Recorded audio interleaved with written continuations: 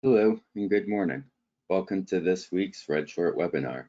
My name is Nathan, and today I will be discussing new Mockingjay process injection techniques. As always, you can find information on similar topics at redskylliance.org, and if you have missed any of the previous Red Shorts, you can find them there as well.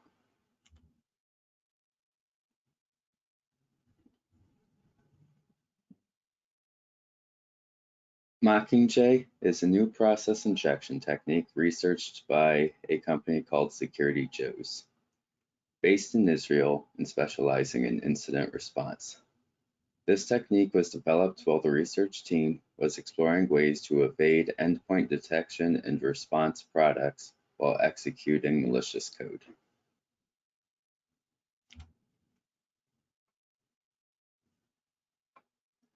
Process injection is an attack vector that requires executing code from the address space of an already trusted running process. These techniques enable malicious actors to hide injected code and better evade that detection. Process injection can occur in many ways. They can occur on the same process performing the malicious operation, a technique called self-injection, or they can occur on external processes. With external process injection, attackers target legitimate processes, aiming to gain unauthorized access, manipulate process behavior, or mask malicious code from security tools. There are many different external process injection techniques, such as DLL injection, PE injection, reflective DLL injection, thread executing injection, and more. Regardless of the chosen technique, attackers must use window APIs and system calls, or they will create processes, threads, or write process memory. Mockingjay stands out by avoiding process and thread creation, process memory writes, and by using less common window API calls. Many security solutions are aware of the common attack vectors and attempt to detect and block certain operations based on patterns executed in an operating system during infection. For example, when monitoring the Windows APIs, EDRs will set hooks within the memory space of every launched process. Many EDRs will target many of the same common Windows APIs used in these attacks. Common APIs monitored include write process memory, NT write virtual memory, create remote thread, and NT create thread EX.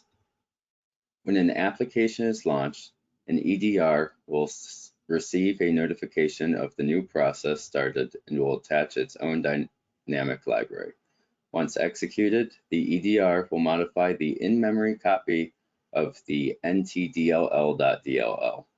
In the pictured example, it alters the bytecode of the nt-protect virtual memory function inside that ntdll by replacing the move EAX 50H line with a jump instruction.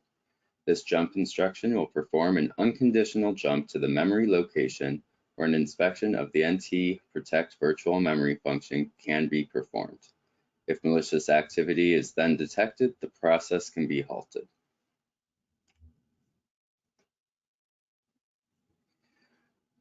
The Security Joe research team knew of this and were determined to find alternatives that would allow them to execute code within the memory space of Windows processes without relying on these commonly monitored APIs.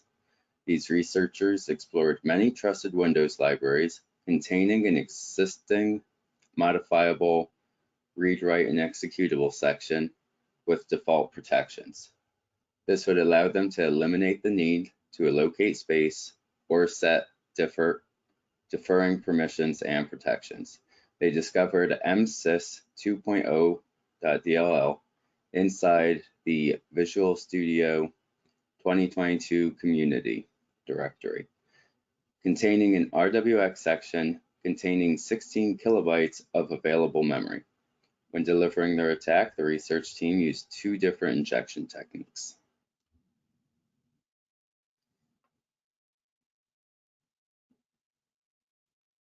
In the first technique, researchers first loaded the vulnerable DLL, that MSys 2.0 file, using APIs, load library W, and get module information.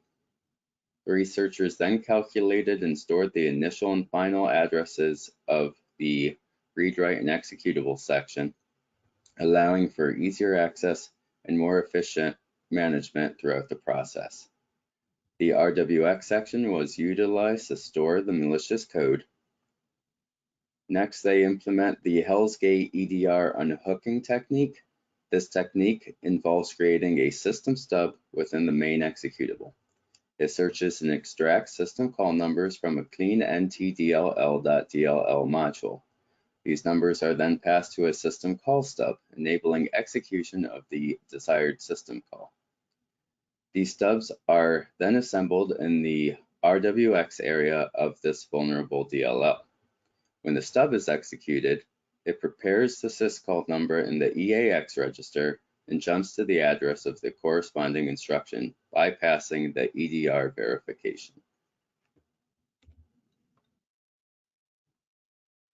The second method explored leveraging the RWX section in the MSys 2.0 DLL to perform process injection in a remote process. This required identifying non-malicious binaries that depended on the MSys 2.0 DLL for operation.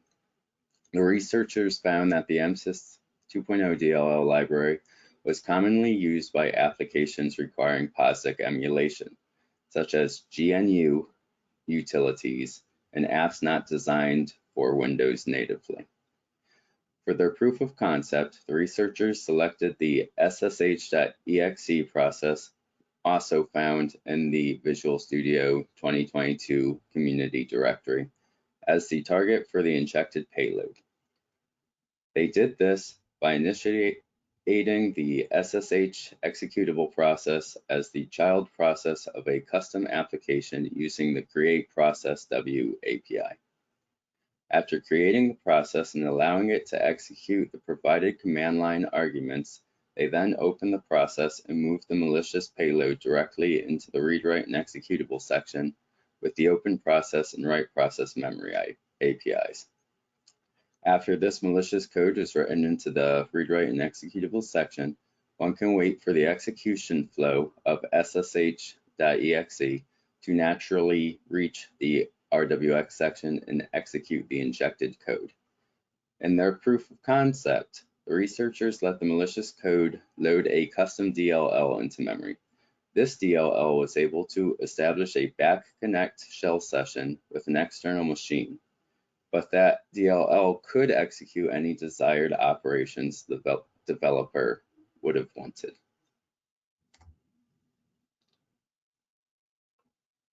For ways to detect similarly acting malicious code, you can look for utilities launched by suspicious or uncommon processes, watch for network connections to non-standard ports from those processes, and lastly, employ reputation-based systems that assign trust levels to DLLs, paying attention to factors such as the DLL source, digital certificates, historical behavior, and section characteristics.